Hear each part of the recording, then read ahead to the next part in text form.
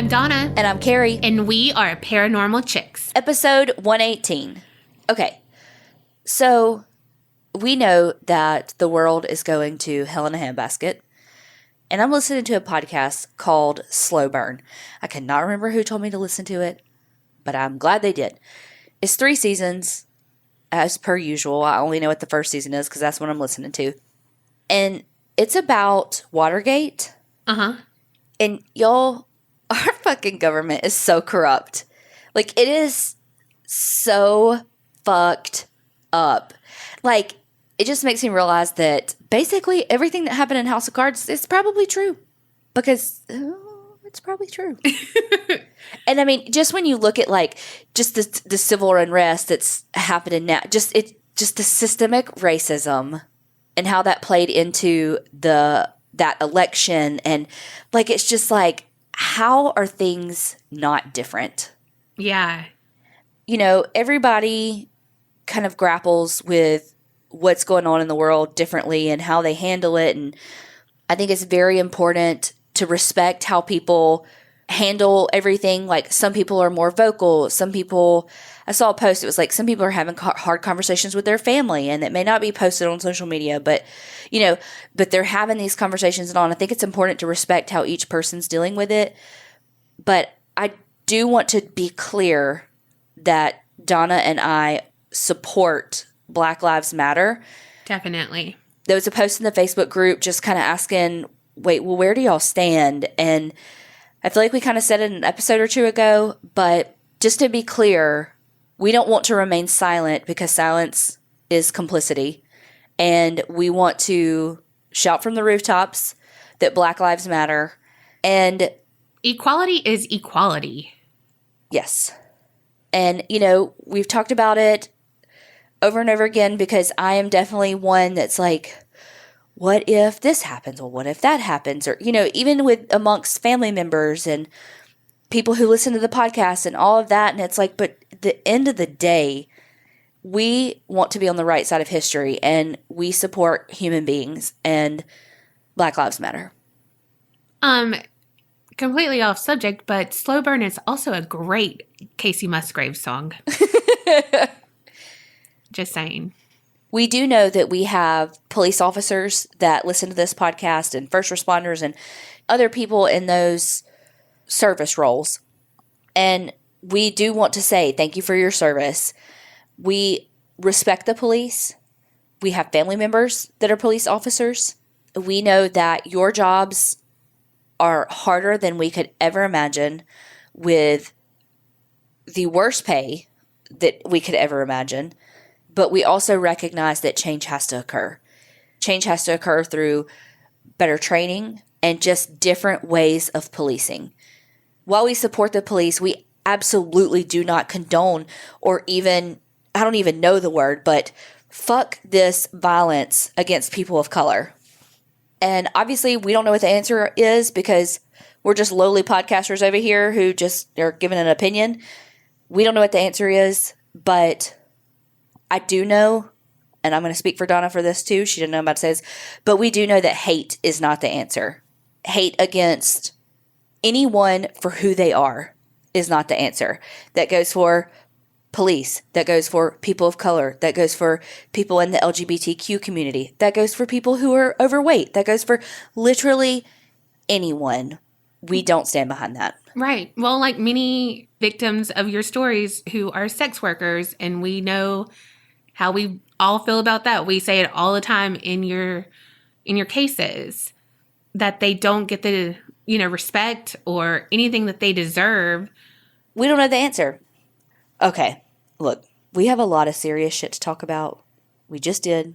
And then, you know, we got stories to tell. Mm-hmm. But we need a little break from that. And these people don't have hate in their heart. At least not for us, because they are supporting us. Thank you. Thank you so freaking much, Megan G. from Louisiana. Jill W. from Utah. Chris F. from Georgia. Kristen B. from Kentucky. Andrea M. from Illinois. And Crimes We're Into podcast from South Carolina. And they do true crime and paranormal as well, y'all. all about podcasts supporting podcasts. Absolutely. So thank y'all, everyone, for supporting us on Patreon, supporting us listening to the podcast, reviewing us, engaging in social media. Thank you all so freaking much from the bottom of our hearts. If you want an episode shout out, head on over to patreon.com/the APC podcast. Okay, are you ready to tell your story? Because I feel like I've been talking nonstop since we started. Okay, so this week I'm not doing paranormal. Uh-oh. I know. But this is an unsolved mystery that I don't think you would ever cover. And it intrigues me so freaking much. So I'm doing it. Okay. So, picture it. April 18th, 1943. 4 childhood friends were out in some woods just south of Birmingham, England. Their names were Robert Hart, Thomas Willits, Bob Farmer, and Fred Payne. They were hunting rabbit, and I feel like there's a cartoon reference for wabbit. Legit, did you see me snicker a little bit? Because I was Yeah. like, we're hunting wabbits or something like that. Right, okay, but I was saying that when I wrote it, I was like, wabbits. And then I was like, all I could think about was putty cat. And I was like, I don't think that's the same thing. I think it's Elmer Fudd. Yeah, and the other one's Tweety Bird. But why do they sound the same? Yeah, he says, be very quiet. We're hunting wabbits. Oh, Elmer Fudd. Well, anyway, it wasn't a funny time because it was during the war and food was rationed and really in short supply. So the boys were hunting rabbits and other animals in hopes of providing food for each of their families. Well, as luck would have it, rabbits were nowhere to be found. However, the boys were determined, so they went down to Hagley Wood, which was part of the Hagley estate that belonged to Lord Cobham. Technically, they were trespassing, but desperate times, desperate measures. Am I right? So off they went, and now they were thinking that they could probably poach or steal some eggs from birds' nests in the trees. They came across this really big tree, which was labeled by many as a wych elm. But in all actuality, it was probably a witch hazel tree. They look alike. Anyway, it's just a thing. Little fun fact. However, it looked like a wych elm because the tree got its name for its strange appearance, kind of like broom bristles sticking up. Well, Bob Farmer saw a glimpse of something white in the trunk of the tree, and knowing that wych elms are usually hollow, he scurried up the branches and peered down. However, he couldn't really see what it was, and still thinking it was a nest, he asked for a branch. Well, one of the boys provided him with a branch. He fished the white blob out of the tree, and in his hand was a skull. The boys gathered round to inspect what they thought was an animal skull, but they soon realized that it was in fact human. Dun dun dun. They were fascinated, but spooked, and obviously they were put between a rock and a hard place because they were not supposed to be on this land. Right. So they're all still in their early teens and in that place of they're more scared of their parents and what their parents will do to them as punishment, more so than being like, hey, police, we just found a skull in a tree. Right. So they all agreed that they would speak of this to no one and just put the skull back in the tree. However, the 13-year-old Tommy Willits did not have the willpower to keep silent. That night, he wrestled with what to do, and when his parents prodded him as to what was wrong because he was acting weird, he broke down and just blurted everything out. So, of course, his parents were like, beep, beep, boop, boop, boop, boop, boop. Actually, beep, beep, beep to 911. I don't think 911 was in existence then. Oh, true. It's the 40s, so beep, beep, boop, boop, boop, boop, boop, and alerted the police. The next morning, the local police were led by Tommy to the tree, and they found the skull. And along with it, more bones in the hollowed trunk. Basically, they found an almost complete skeleton. And of course, by now, the flesh had rotted away, But there were other clues to as who this person was, such as a shoe, a cheap imitation gold wedding ring, and fragments of clothing. The pieces of clothing were of a striped cardigan, a skirt, and a peach-colored taffeta slip. And the shoe was a very worn blue crepe-soled shoe, but it was of higher quality. Which doesn't match the, fake gold ring. Right. And if it's of a higher quality, that person wouldn't have worn, a well-worn shoe. Yeah. Meaning, if they could have afforded that, they would have gotten another pair. Yeah. Unless it was, Goodwill. Right. Or a hand-me-down from someone else. Yeah. Or, whatever. Also, the skeleton was almost complete because she was missing a hand.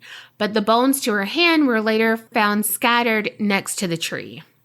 The skull, of course, was valuable evidence, but they were even more hopeful because it still had tufts of hair and had a clear dental pattern. And she had odd front teeth where they basically overlapped each other. And because of these irregularities in her jaw and teeth, the police were so confident that they would be able to establish her identity rather quickly. Also, she was missing a tooth that looked like it had been professionally extracted not too long before she died. So there should have been dental records to prove that. Well, the body was shipped off to pathologist/forensic examiner, Professor James Webster, and he was able to determine that the victim had died about 18 months ago, so that put the time of death around October 1941. She was around 35 years of age, and he said that she had mousy brown colored hair, which... that's kind of a jerk's thing to say. Rude. But sadly, I know exactly what he's talking about. Yeah. I mean, thanks, Disney. So true. And he was able to determine that she was 5 feet tall and that she had given birth in the past. The hole in the tree that the female's body was found in was approximately 5 feet off the ground, so they ruled suicide unlikely. And Webster also thought that the body had been pushed into the trunk while still basically warm. No other way to really say it. Well, before rigor mortis had set in. Mm-hmm. Because there's no way that once it had that it would get into that small of a spot. But rigor mortis sets in and then goes away and it's... Well, that's what he also said, that it could have been days after the fact, too. But that would mean that they would have to, again, it either happened right near the tree or happened away, and they had to bring her to this tree. Mm-hmm. Also, the body was feet first, and to give you an idea of how small this tree was, at the smallest width, the trunk was 17 inches. They couldn't even get the bones out, just scooping everything out. They had to get someone to cut the tree open. What? To get the bones out because of how the branches and everything had kind of grown in and all of that. But it was so tight in there. And even though she was small in stature, there was no way she could have crammed herself in the trunk of the tree. And so suicide was definitely ruled out after they took that into consideration. Because to get her body in, how far down she was in the tree and all of that, they said that she just could not do that herself. What James Webster officially wrote about ruling out accidental death was, "I cannot imagine a woman accidentally slipping in there. Neither do I know it reasonable for a woman to crawl into that space to commit suicide." He also went on to say, "It was an excellent place for concealment of a murder, and I think it indicated local knowledge."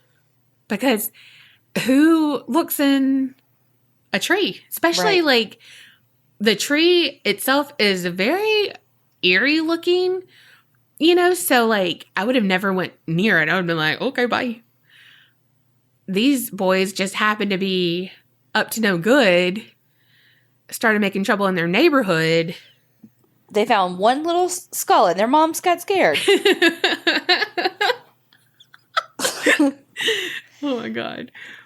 So they were all in agreement that there was definitely some foul play, but what had happened, they had no idea. There was no trauma to any of the bones, but one thing that they did find was a wad of the taffeta material just wedged into the mouth of the skull. So Webster concluded that she had died of asphyxiation. However, later on, when the boys were questioned, they said that they had wrapped fabric around the stick in order to put the skull back into the tree. So that could have been there from them doing that.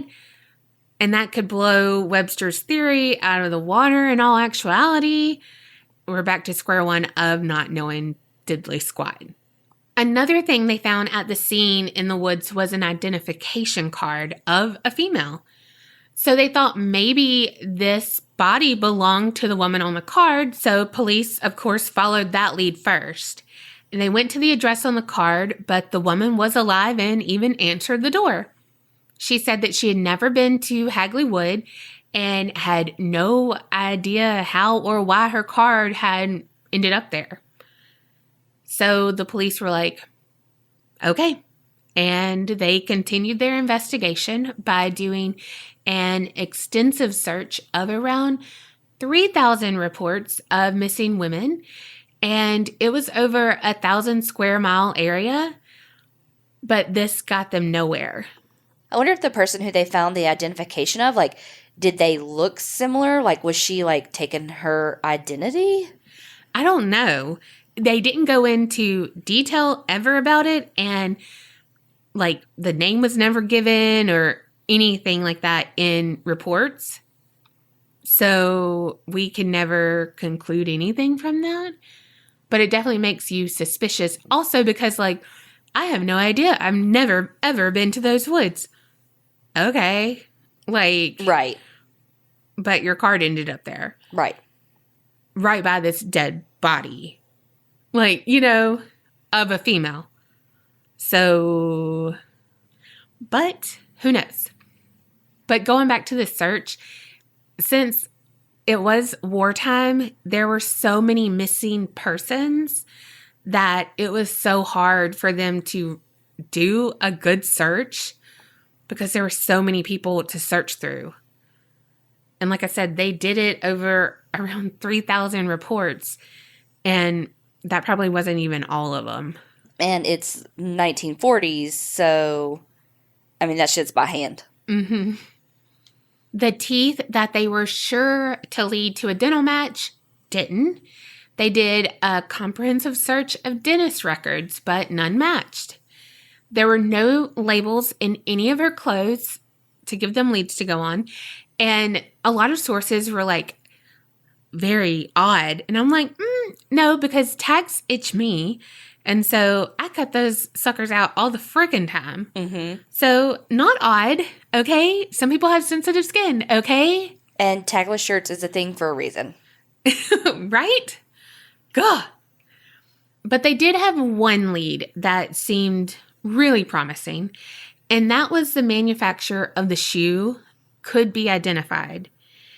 They were able to account for all of the shoes of this style made except for 6 pairs, which were sold in a market in Dudley, which was a town 11 miles from Birmingham. However, that's as far as it went. That's as much as it helped. Oh my God. Get the identification. But it's like, oh my God, 6 pairs in this market, so close to this town. In these 6, her shoes were one of these. But who? The newspapers soon stopped writing about the unidentified female found in the tree because, you know, the whole World War II thing going on, bombs every day, all the things.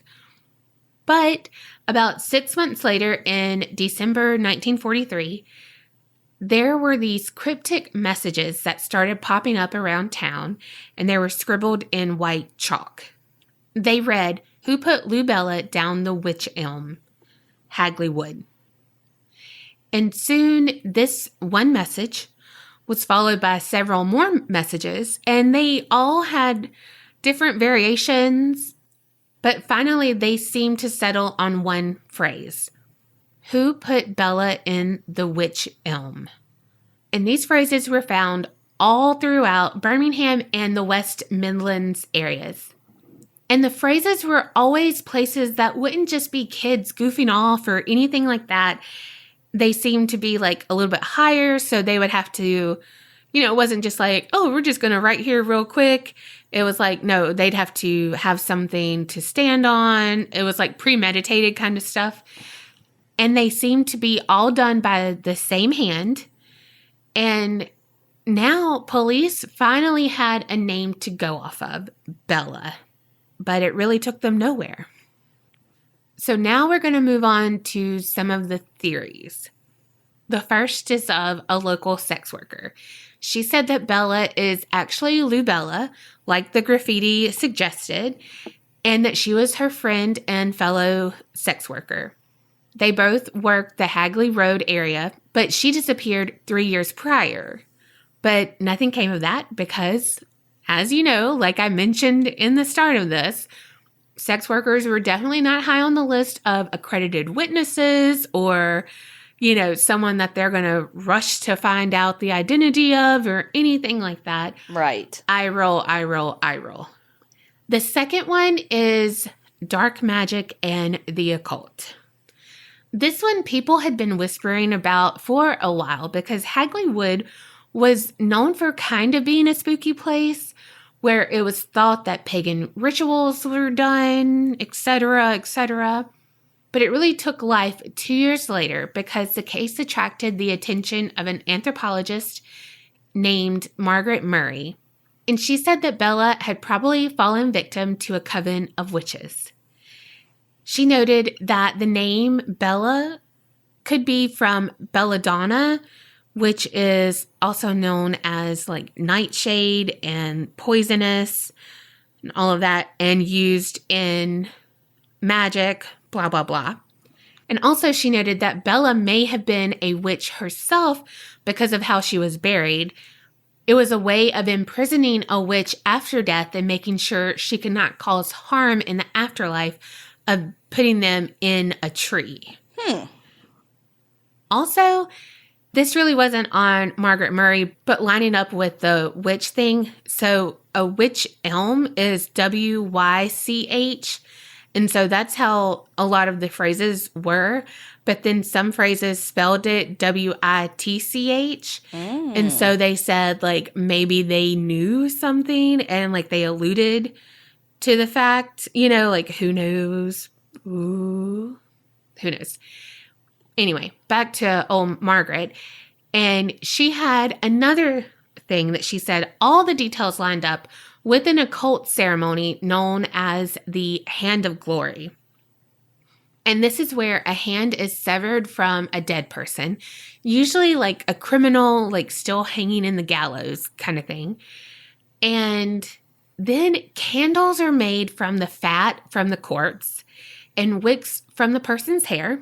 And it's supposed to hold the power to render people frozen, like freeze them in place and make them like speechless, just like immobilize them. It is said that burglars would use this before breaking into a house to like immobilize the people sleeping. And all I can picture is the Grinch. I don't know why. All I can do is picture him.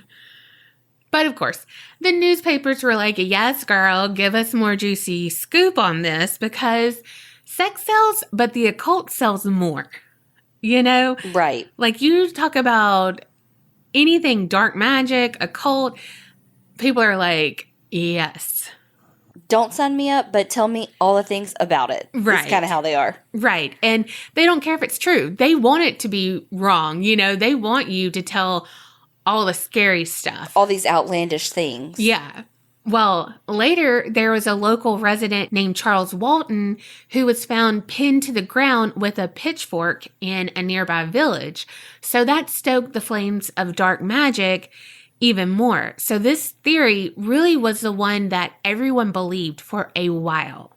And by the 1950s, witchcraft was in everyone's mind and their biggest fear because they didn't understand it. So of course it was wrong. We all know how that is. And they were about to go on their own witch hunt, honestly. But then a woman who called herself Anna contacted the Wolverhampton Express and Star in 1953. And this was because a journalist named Wilfred Byford Jones had started showing interest in the cryptic messages and actually identifying Bella. So Anna wanted to write to him and give him some sort of closure. So this comes to the third theory. Anna wrote to Wilfred, "Finish your articles regarding the Wych Elm crime by all means. They are interesting to the readers, but you'll never solve the mystery. One person who could give you the answers is now beyond the jurisdiction of earthly courts. The affair is closed and involves no witches, black magic, or moonlight rites. Much as I hate having to use a nom de plume, I think you would appreciate it if you knew me. The only clues that I can give you are that the person responsible for the crime died insane in 1942, and the victim was Dutch and arrived illegally in England about 1941. I have no wish to recall any more. Anna from Claverley." The police followed up on the letter from Anna and found out that her real name was Una Mossop. Una was married to a man named Jack Mossop, who was working for the ammunition depot in Coventry.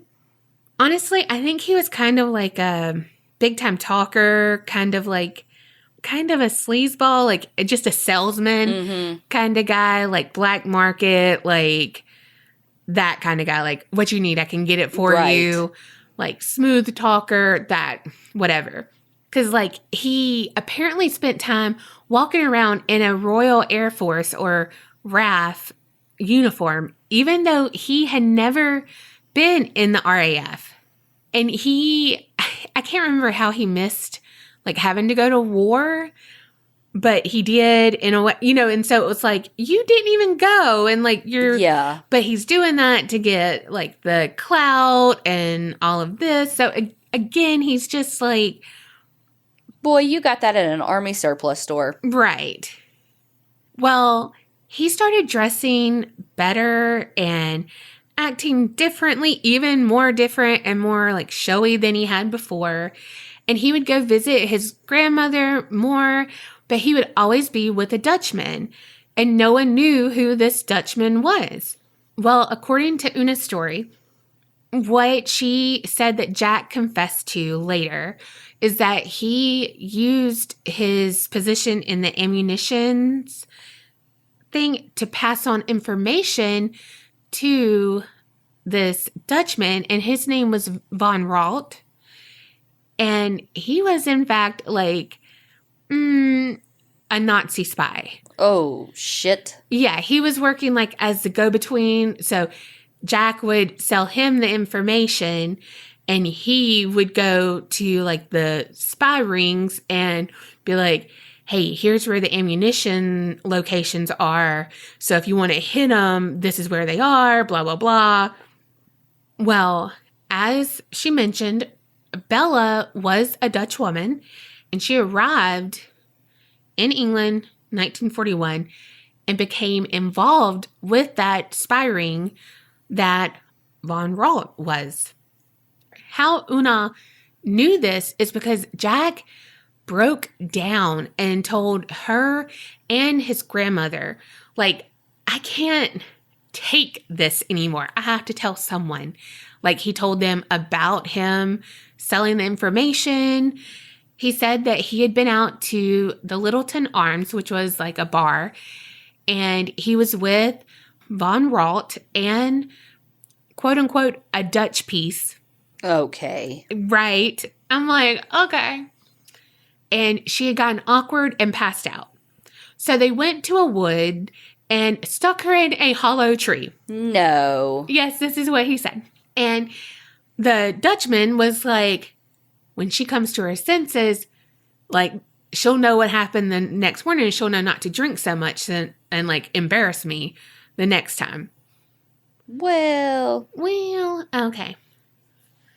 I found another version of this story, though, where Van Ralt had picked up Jack and he had Bella with him.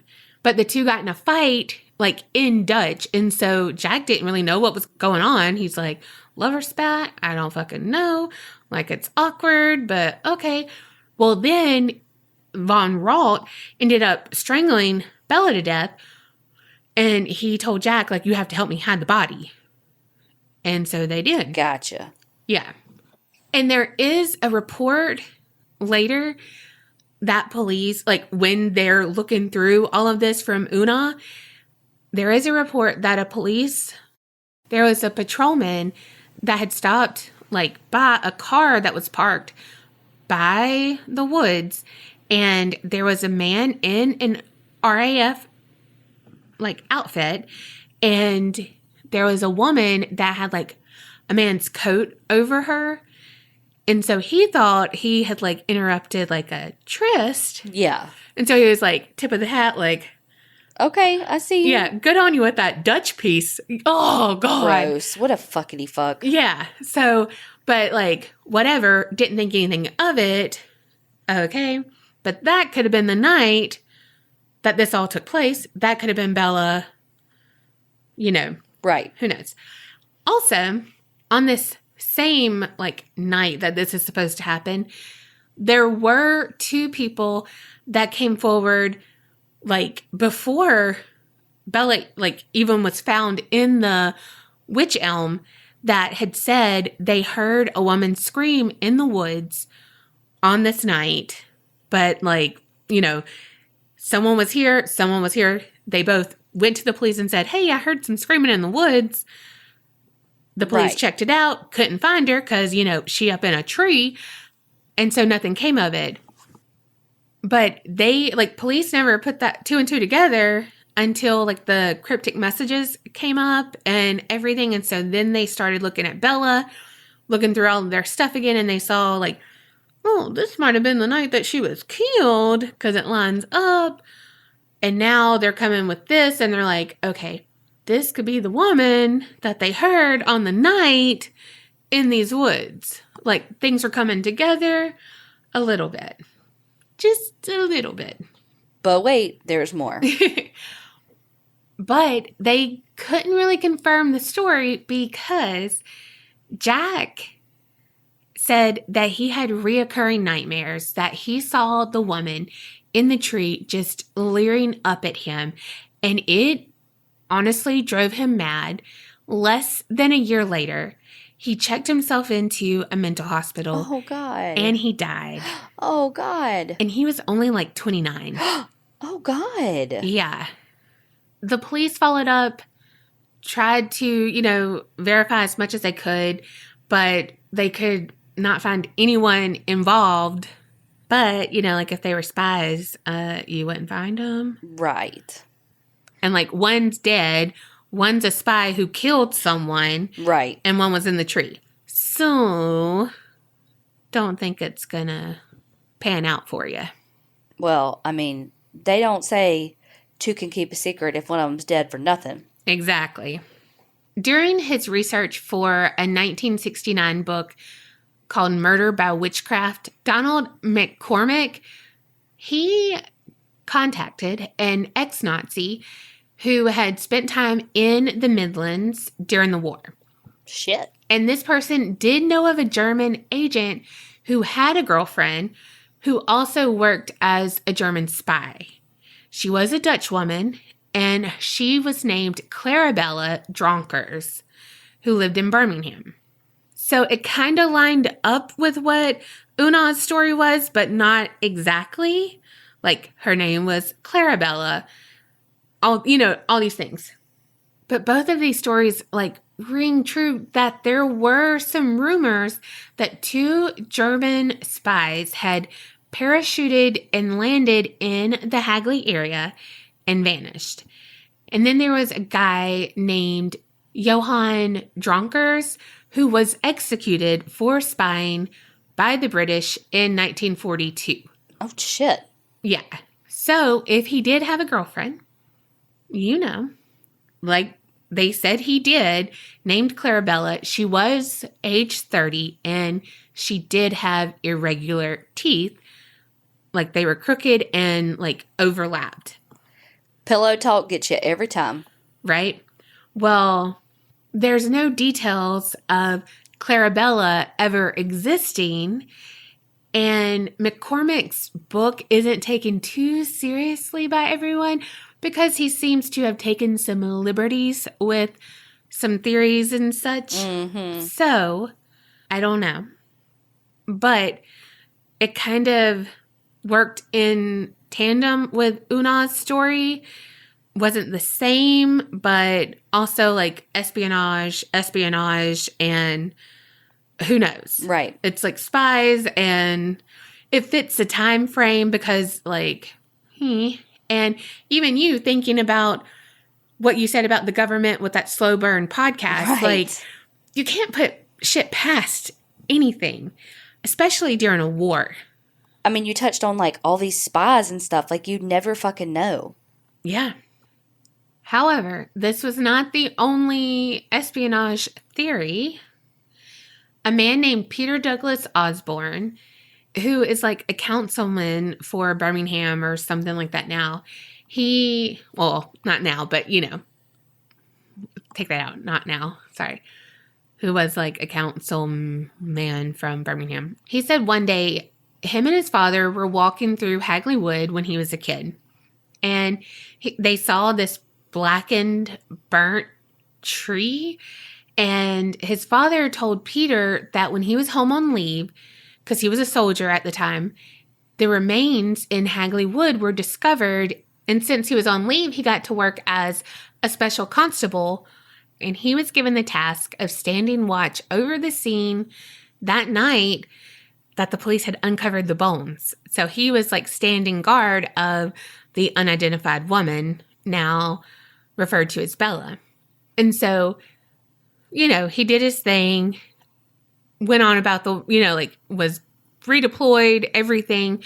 Well, after the war, he was traveling home from Italy and he met a pair of RAF pilots. And they were, just shooting the shit, telling stories like, oh, well, let me tell you this. Oh, no, I got you. Listen to this. And so he told them about his night watching over bones that were in a tree. And the RAF pilots are like, no shit. Like, I think we saw a file, like, linked to her? Question mark? What? Yeah. And so that she, like, a lot of shit was redacted, obviously, but she had been involved with espionage, but she was executed during the war, which still could be her in the tree because technically it was during the war. She had been educated like at either Oxford or Cambridge, and she had very distinctive teeth. The front teeth, just like Bella's, were overlapping. So it's like, oh, fuck. Like, she really was a spy? Like, right. Wait, what?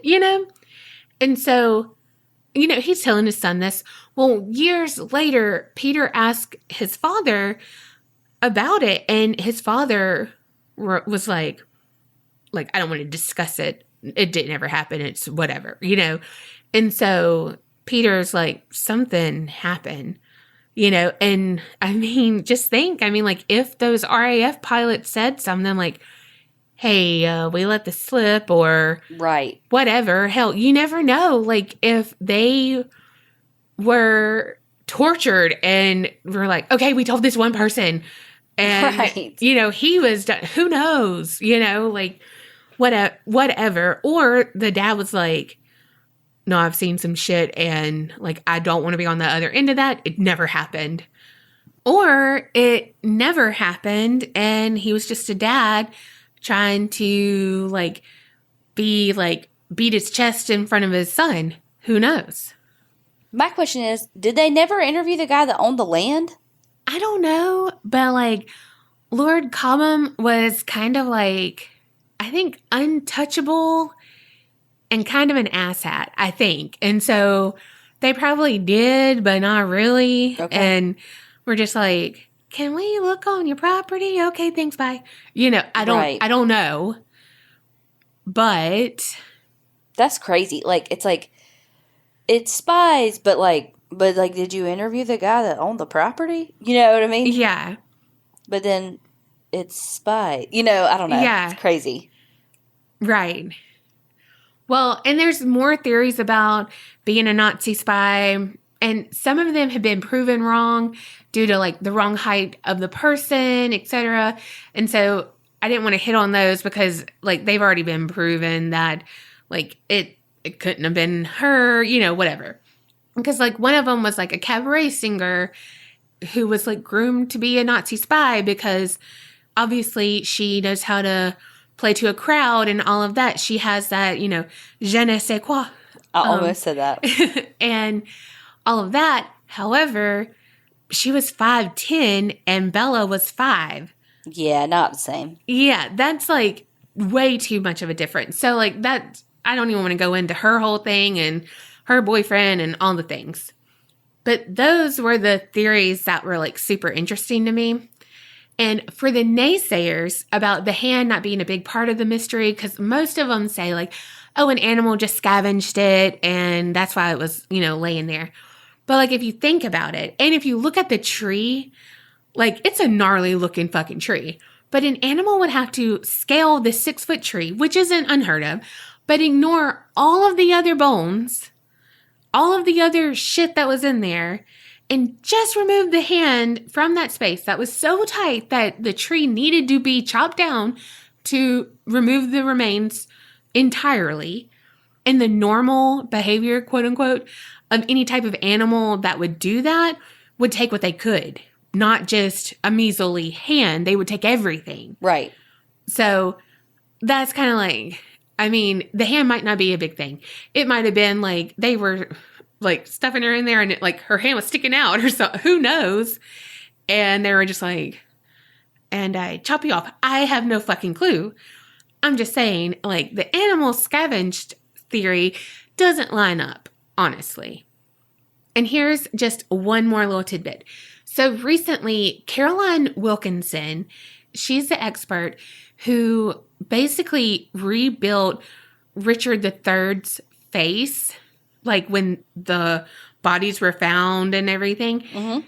Well, she recreated Bella's features for, you know, like, hey, did anyone know this person? Or do you have any record of this person? You know, I mean, it's easier to see a face and realize it's a human than like a sketch.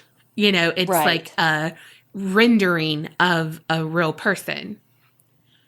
So, like, she's the professor of craniofacial identification at Dundee University.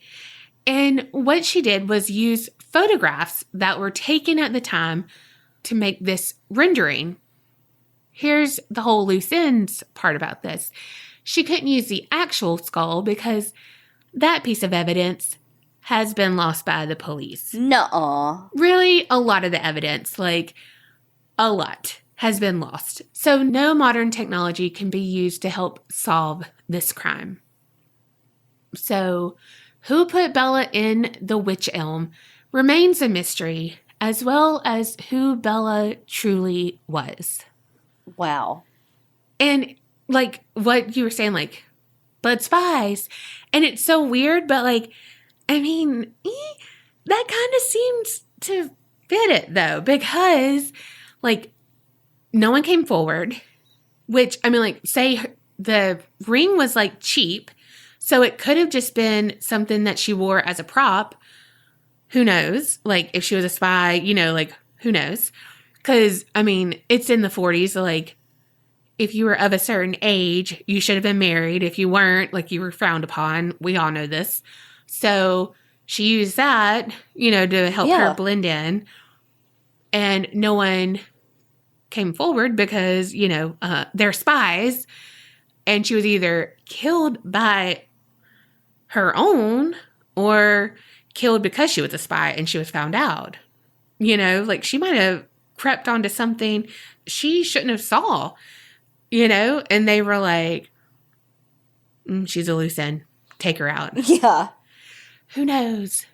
You know what your story reminds me of? It reminds me of one that I heard on Crime Junkie about Kendrick Johnson. And he was the high school student that was... in the mat. Yeah, in the gym mat. Like, rolled up in it. And it's like... they said he climbed in there to get his shoe and, like, got stuck. You know, and it was like, but no. Yeah. There's no way. And that's very much what yours reminded me of. Like, there's literally no way. Right. There has to be some form of foul play. Right. That's so true. That's such a heartbreaking case. And just head-scratching case. Well, guess what? I'm not doing that one. I was about to say, spoiler alert. No. I'm not doing that one. But I'm doing another head scratcher. Okay.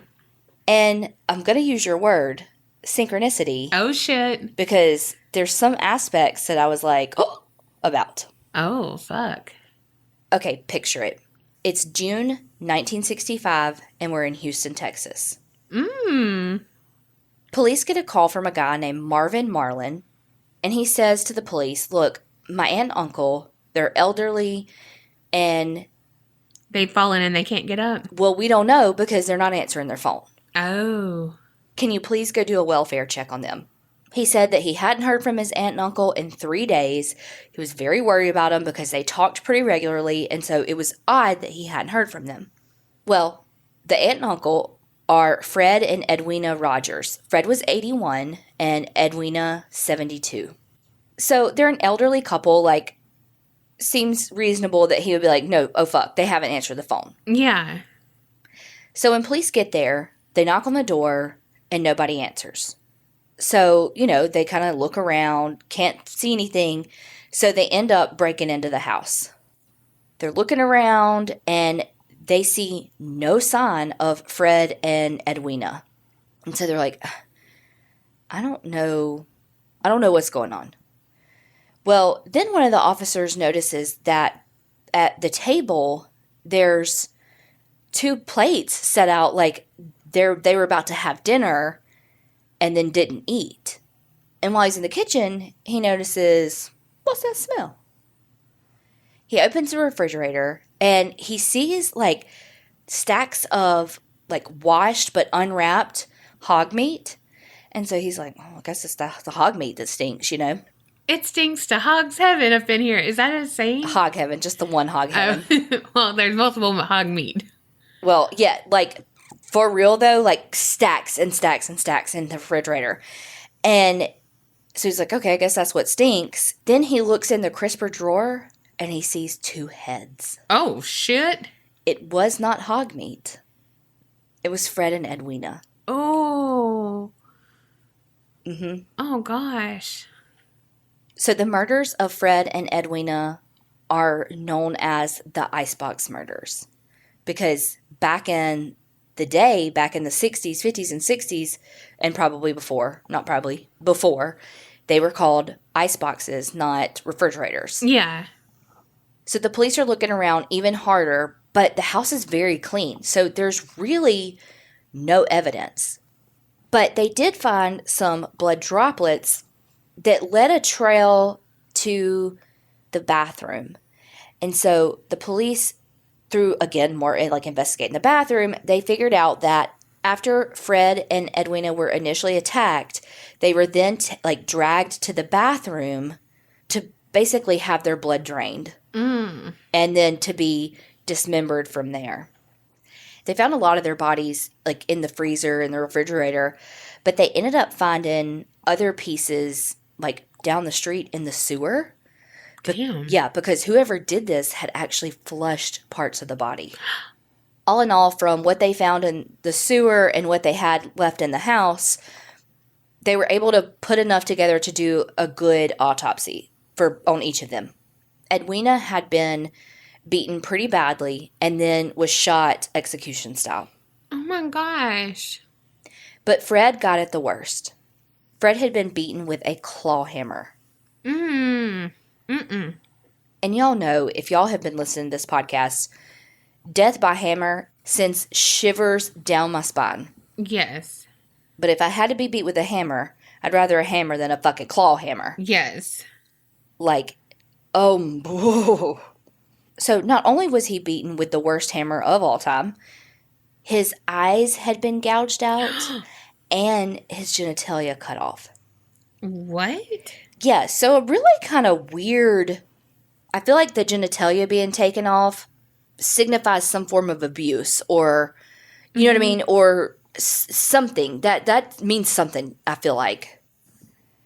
Also, through the autopsy, they learned that whoever did this had some knowledge with anatomy because they did such a good job dismembering them. Like, I hate to say it that way, but they had some sort of training. Yeah. They had also been dead in the house for 3 days, which means that they were killed on Father's Day. No. But guess what is right around this episode coming out? Father's Day.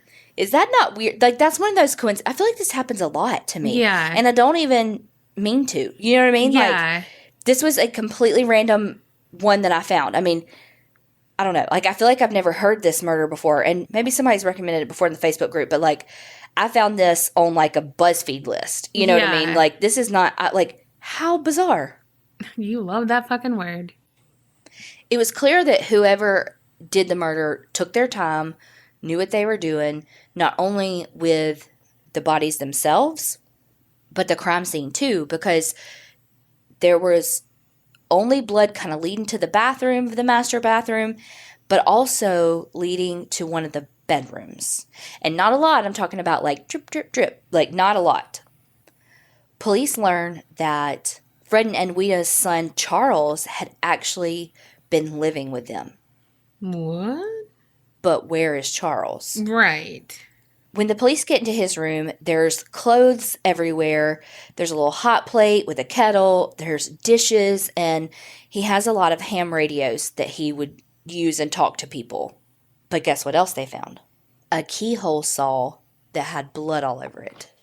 So, Obvi, your girl didn't know what a keyhole saw was. So, Googled it, and literally the way it's described is it's often used for cutting, like, awkward pieces of wood.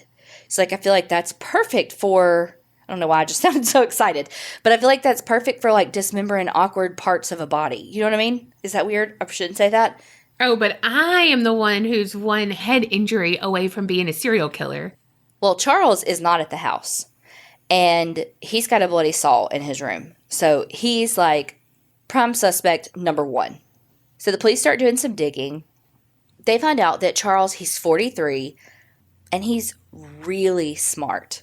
Obviously, he has a great interest in ham radios. You know, all the ones that were found in his room. And when he finished high school, he originally went to Texas A&M and was like, you know what? Nah, I don't like this. I'm going to go back to University of Houston to get his bachelor's degree in nuclear physics. Oh, yeah, that sounds fun. Seems like it would be really easy. After he finished his bachelor's degree, he became a pilot for the U.S. Navy. So he had been obviously like in his 20s. So this is right during World War II. Dang. Yeah. Oh, but wait, there's more synchronicity. Not only was he a pilot, but he also served in the Office of Navy Intelligence. So that's very, like, secret agent man to me. Yeah. You know, once he finished out his service in the Navy, he was hired by Shell Oil Company as a seismologist. So, like, the earthquakes and shit. Yeah. Which is very important to oil and gas industry, which is huge in Texas, the oil and gas industry, and really big in Houston. Lots of old oil money in Houston. It's said that he was so smart, he spoke like 7 languages. Some of that, I think the 7 languages is like, is it true or not? I don't know. Like, some stuff says it, some stuff is like, it's almost like it's a tall tale about him, you know? Unsure. But he may. But he was brilliant, and he was a highly sought-after seismologist, like, from a lot of companies.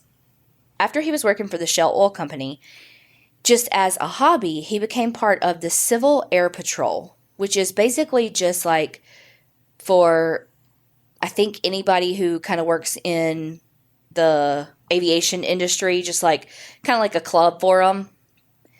And this is allegedly, but allegedly, while he was in the Civil Air Patrol, he met David Fury, who was accused of being involved in the plot to assassinate JFK. Well, after Charles had worked for Shell for like 9 years, he just up and quit his job. He kind of did some stuff with his aviation, but really just was jobless and got to the point where he just had to move back in with his parents. And so that's how he ended up living back with Fred and Edwina. But Charles was odd, too. Like, a lot of the neighbors didn't even know that they had a son, period, much less a son that lived with them. But the ones who did said he came and went at odd hours. Like, he would, like, get up and leave before daylight and then not come home until after the sun went down. He would be gone hours upon hours throughout the day, and nobody knew where he was going.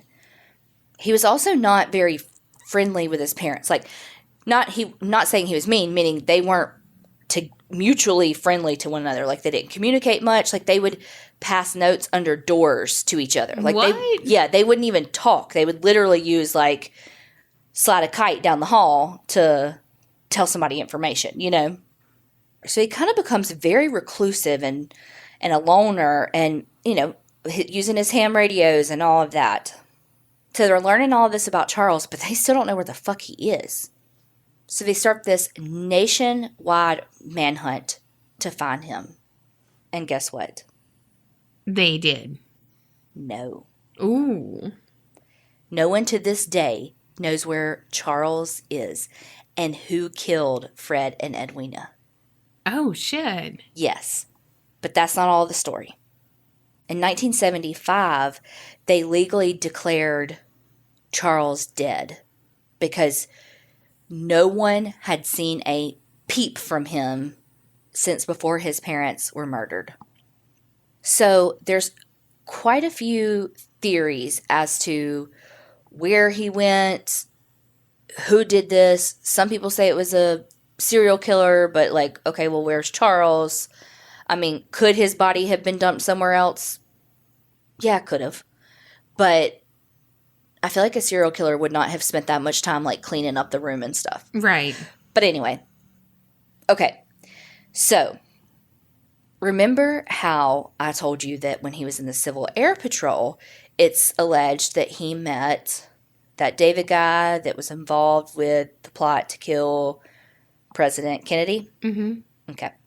Well, one of the theories, and again, this is all theories, allegedly, so they say kind of thing. There was a book by John R. Craig and Philip A. Rogers, and they wrote the book. It was called The Man on the Grassy Knoll. So those two authors actually worked for the National Intelligence Service Bureau in Texas, and they said that they think, their theory is that Charles was actually a CIA agent from 1956 to like the mid-80s. It said that he was actually impersonating Lee Harvey Oswald in Mexico City. What? Who killed JFK. Yeah. Then they say, like, with all his CIA stuff, nobody's going to find him. Nobody's going to, like, he's on missions. Yeah. Like, police aren't going to turn him over. They said that he was one of the, quote, 3 tramps with Chauncey Holt and Charles Harrelson. And they were both arrested in Dallas after the assassination for murder, like, of a federal judge and, you know, in connection with the plot. Guess who Charles Harrelson is? Woody Harrelson's dad. I almost said Woody Harrelson's dad, but I was But, like, what the fuck? That's you feel so like random. Yeah, and you feel like that's something you would know. No. It's his dad. wow. I actually found this interview with Woody Harrelson and Barbara Walters, where she's asking him about it, and he says that he firmly believes, because he was 7 when this happened, and he said that he firmly believes that his dad is innocent, and that he said the guy before him, so I'm assuming he's talking about Chauncey Holt, but that he ended up being like acquitted on retrial, so he's like, my dad's innocent. And she said, so you think your dad's part of the CIA? And like, he kind of gets uncomfortable, and he's like, no, I know he is. And she's like, well, how do you know? And he like, again, is like kind of squirming in a seat, and he's like, we can't be talking about this. Oh, but I know shit. he is. Oh my gosh. Right? So it's like, okay, well, what does that have to do with his parents? Okay, that's like a wild ride of, here's this theory of how he's connected to the assassination of JFK, but how is that connected to his parents?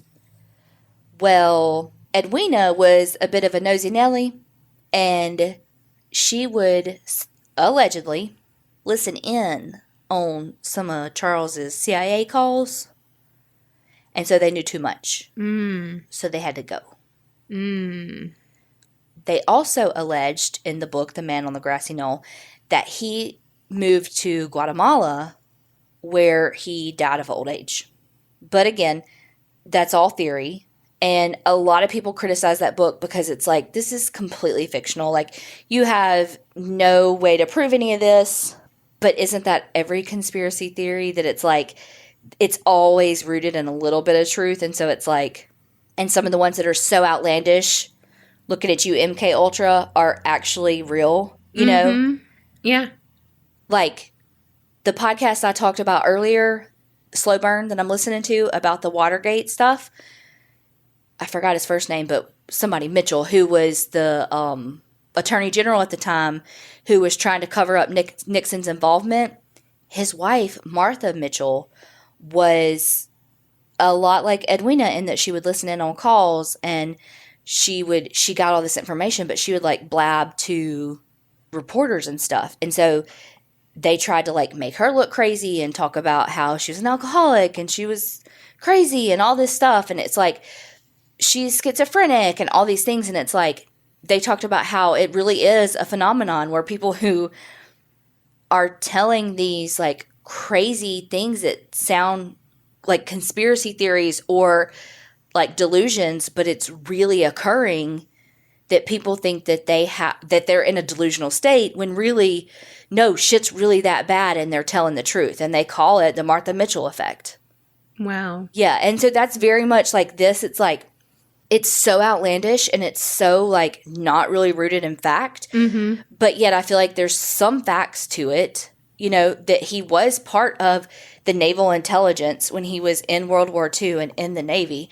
It stands to reason, if he's that much of a nuclear physicist and, you know, speaks all those languages, then where do you think he learned those?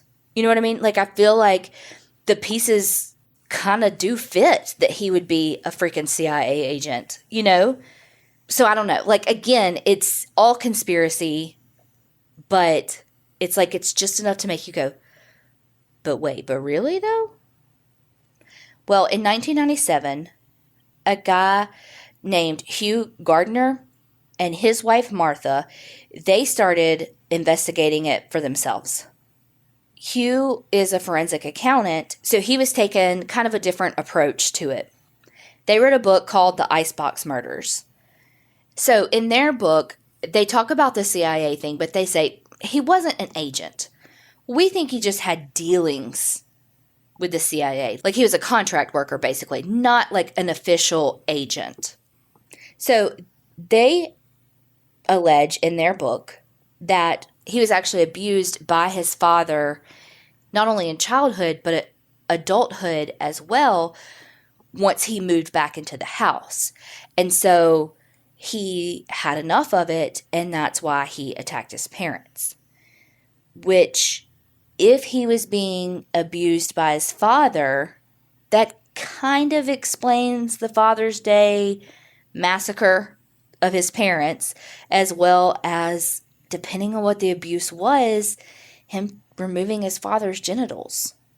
But, I mean, it kind of makes sense that if he was abused sexually... Yeah, you called it. I mean, nothing says that we don't know for sure that he was abused emotionally, physically, sexually. We don't know. I am definitely not saying that he was, because I don't know. But it means something that his dad's genitalia was cut off. Mm-hmm. Now, it could just mean that he dismembered the body and that was one more piece that had to go. I don't know. But I feel like if it was Charles that did that, for a man to remove a man's genitalia post-mortem is very telling. Yeah. Well, here's the other thing, too. We don't actually know, like I said, that Fred was abusive. But, you know, in your head, when you think of this, like, 70 and 80-year-old couple, you know, you look at their picture and it's like, God, they're so old and sweet, you know, and you just feel so sorry for them. But they were not nice people. They were con artists. And Fred was a bookie, so he just had a lot of dealings with, like, illegal gambling and loan sharking and all of that. And then they would just steal large sums of money from people fraudulently, obviously. Hello, stealing. But they also did that from Charles. So Charles actually owned the house that they all lived in.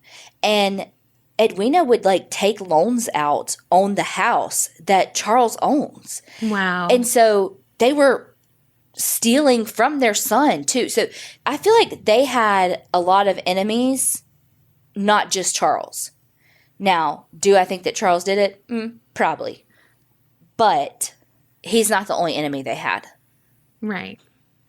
But in their book, they allege that he had been planning on murdering his parents for years, and that with the connections that he made while he was working in the oil and gas industry and, like, using his ham radios and all of that, he had these connections through even possible CIA contracting / agenting, if that's a word, that they think that he ended up fleeing to Mexico and then from Mexico to Honduras.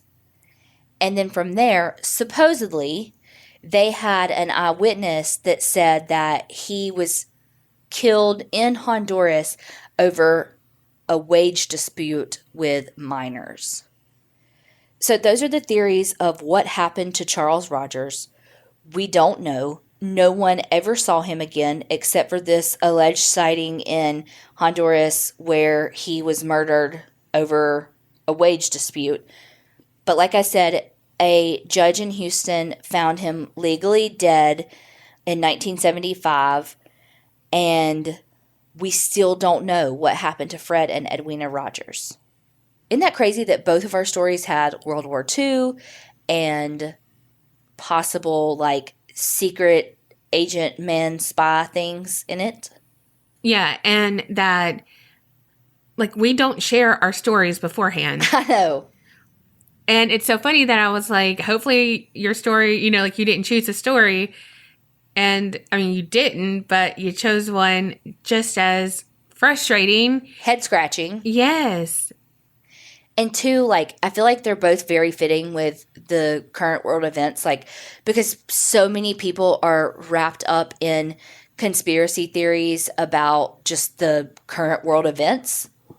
I mean, the virus, I mean, literally everything. I mean, there are people who say that George Floyd isn't dead. You know, like, there's so many theories about, there's so many conspiracies about things that are going on in the world. And so I just think it's so interesting that we both did these kind of bizarre conspiracy-ridden things.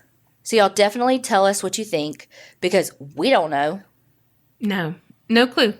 I mean, I think she was a spy, or messed up with him. Like, maybe she was just a girlfriend of a spy, didn't know that he was a spy. Yeah. And then walked in on something and was like, bullshit. Oh, I didn't hear anything that you were talking about. And he was like, gotta go. Yeah. You know, like, you or me. And you're just a Dutch piece. You know what I mean? Well, and I mean, I don't know about Charles, but his disappearance just seems like... it's very coincidental. Mm-hmm. And again, it was so much easier to disappear then. That's what I was about to say. Because is it too coincidental? You know, like at first you want to be like, something's happened and he either, like he was taken and held hostage and did whatever, you know, like whatever. But then he could have done it all and. Yeah, he either did it or he didn't, and his body is never found. You know what I mean? Yeah. So crazy. Well, again, y'all tell us what y'all think. Thank y'all so much for listening. And remember, Creep it real and don't get scared.